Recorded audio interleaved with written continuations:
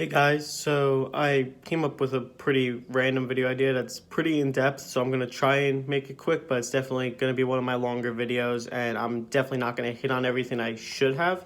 But I wanted to talk about why in the world I still deal with Apple products. And ultimately, it's a question I ask myself every single time I go and end up buying an Apple product. When I shop for a new phone, when I wanted to buy a new smartwatch, when I was upgrading my iPad, all those kind of things. Every single time I went to go buy one of those things, it's like, is dealing with Apple really worth this price and all the issues I often have with it? And the answer always ends up being yes. So I'm going to give you primarily the reasons why I deal with Apple, like the benefits. I am going to bring up the negatives, but that's not the primary purpose of the video because since I own the product, I'm probably more down on it than I should be. And I could probably talk very extensively about the negatives, but I feel like talking about the positives will not only help my own sanity in why I keep buying Apple products, but also be more constructive. So I'm just going to jump into it.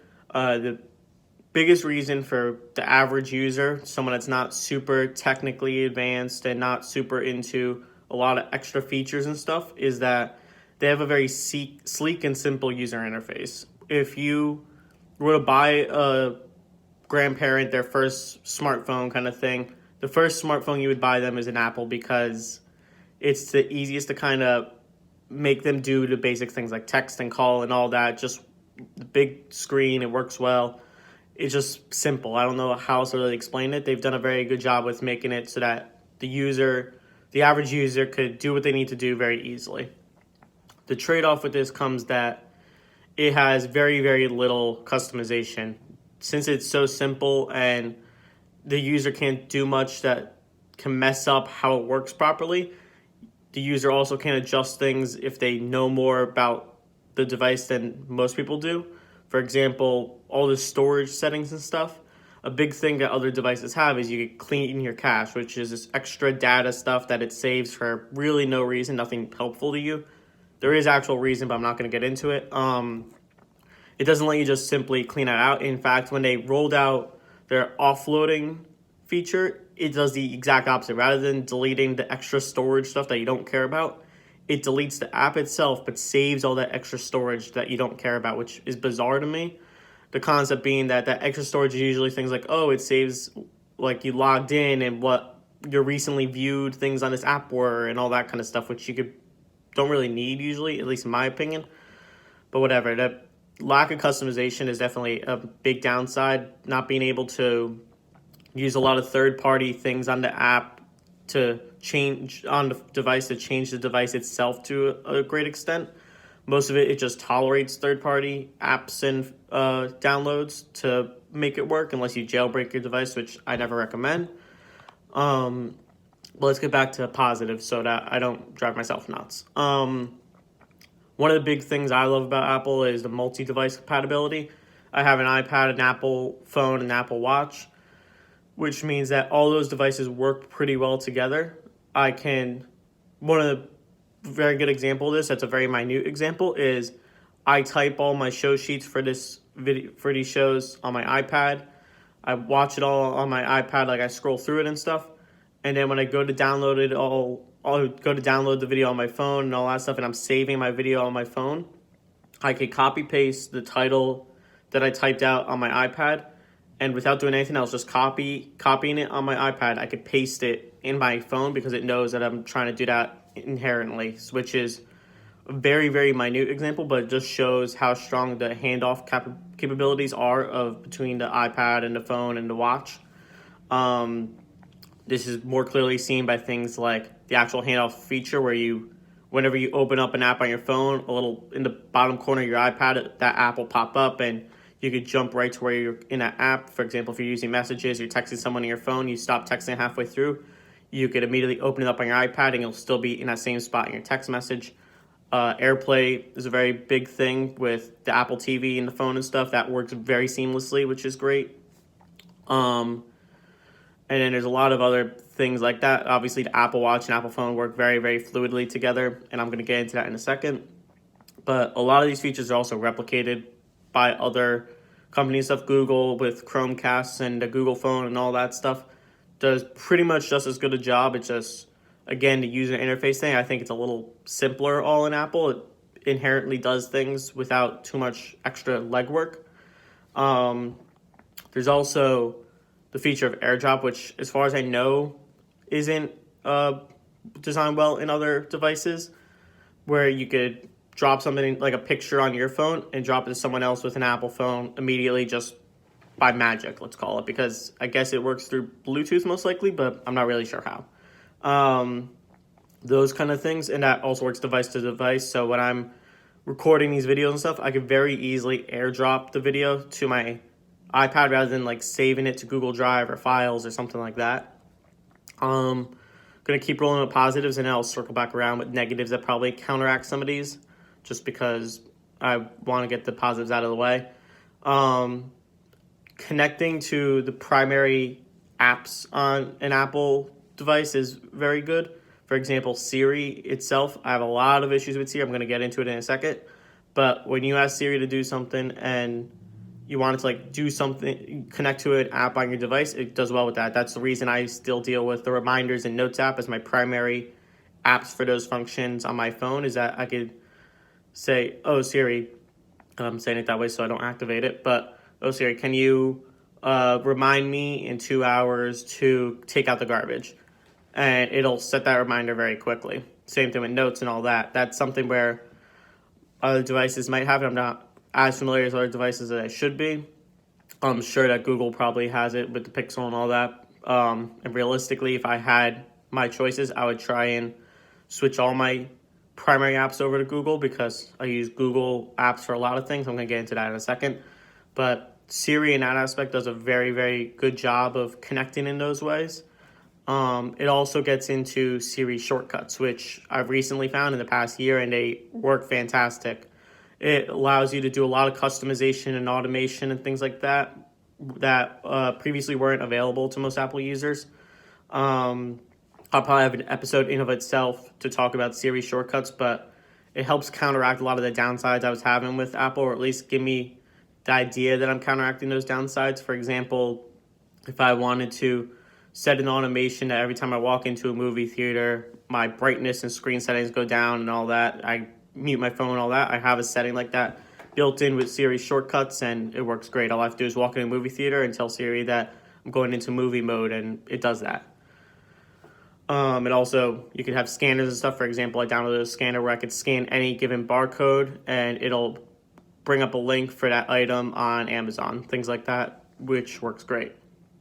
Another great thing on Apple is iMessage, FaceTime, all those communication settings have been very finely tuned, not only for user experience, but also for strength, let's call it, specifically within their own realm. For example, iMessage, rather than just messaging in general, iMessage specifically works fantastic from Apple to Apple device. The big thing with teenage culture, and I guess you could even probably just say high school culture, and college, I'll extend it to, is having the blue group chats, we'll say, where Apple kind of cuts off anyone that doesn't have an Apple phone in those group chats, and it makes it so that everyone kind of wants to have an Apple phone so they could be with their friends in group chats and stuff. But realistically, what those blue group chats are doing beyond just being in one group is you have all the things like the built-in games. It's working through Wi-Fi. You can send GIFs, GIFs, whatever you call it. Again, another video. You could send all those things very, very easily, very quickly. And I think that's a big benefit in iMessage. Similarly, in FaceTime versus just normal phone calls, you could FaceTime very, very quickly as you would make a phone call, and a lot of times even faster because it's connected through Wi-Fi rather than mobile carriers. A lot of times I've known people that will strictly use FaceTime audio calls rather than phone calls just because they're connecting to Wi-Fi. It uses less data. It works quicker for them if they're in an area with better Wi-Fi but not good reception, especially areas like up by me, where I usually live. It's very woodsy and stuff. Cellular connection isn't great, but some people have a decent Wi-Fi connection. I also have a terrible Wi-Fi connection, but that's besides the point. Talking a little faster because I've gone way too long in this video already, and I don't want it to go far over 15 minutes. But quick hits on some other benefits of the Apple devices.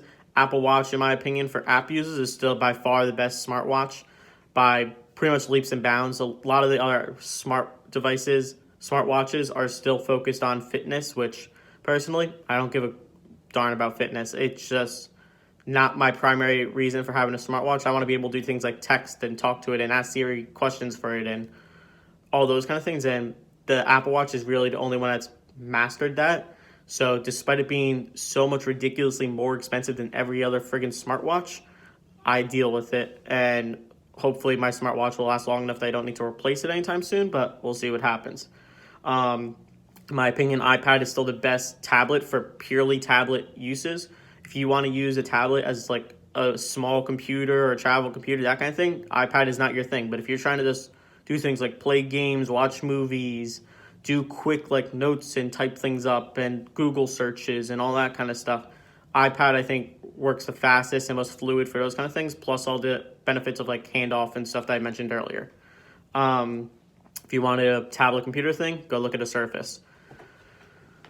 Apple Pay has made leaps and bounds. I'm getting into things I don't know as much about, but definitely things that should be noted. Apple Pay has made big steps forward. I don't use it a lot because up by me, it's a lot of mom pop shops that don't use. A lot of places don't have credit card use, but whatever. I think it's safe enough, as safe as pretty much anything else. A lot of public opinion is, oh, it's easier for people to hack into your stuff. Realistically, if someone wants to hack into your stuff, they're going to hack into your stuff. There's nothing you are doing that's protecting yourself to the extent that it will prevent someone from hacking into your things. So that's why I don't really bother with that kind of stuff. Again, that's definitely another video, which I'm going to add to my list of, I'll talk about that in our video. Apple CarPlay, something I just found out about the past month. Apple CarPlay looks absolutely gorgeous. It works fantastic. I can't say enough positive things about Apple CarPlay, and I think it's one of the best things Apple has done in recent years that I didn't even know that they accomplished. So that's a big boost to them. And at the end of the day, one of the biggest reasons that everyone buys an Apple is the Apple community is very extensive. You can get a lot of help with Apple products just by Google searching it and all that.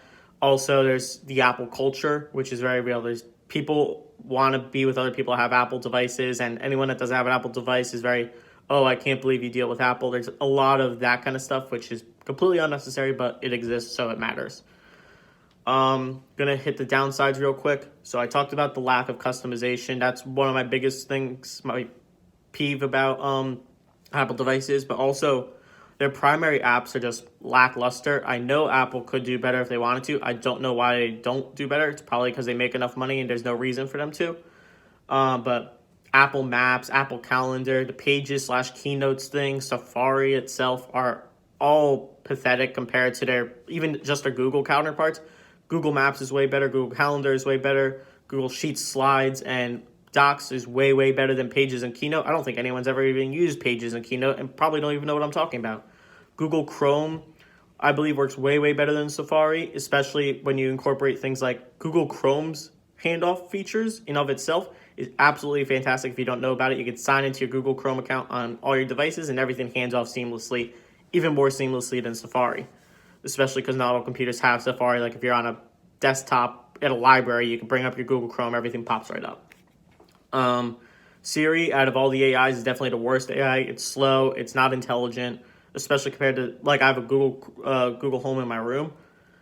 If I want to ask the weather, I ask my Google Home because I know it'll get it to me in less than a second, whereas Siri, has a 50-50 shot of actually giving me the weather, and it'll take her 30 seconds to a minute to actually figure it out. The laptops and computers of Apple are absolutely atrocious. They are never worth buying, especially because not only do they have less customization, which I believe is the biggest reason why not to buy them, I think the power in of itself just isn't as strong within an Apple computer.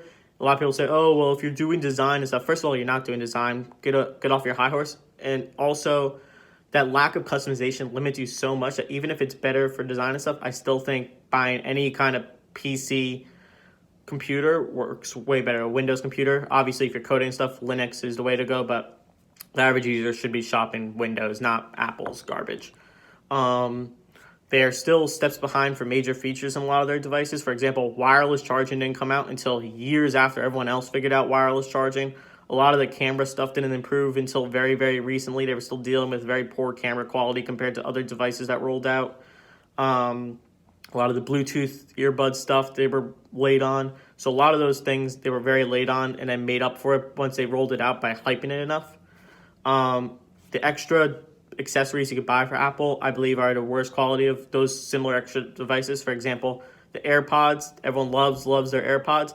I could buy a pair of Bluetooth earbuds for $20 on Amazon right now, and I promise you they will work just as good as the AirPods, if not better.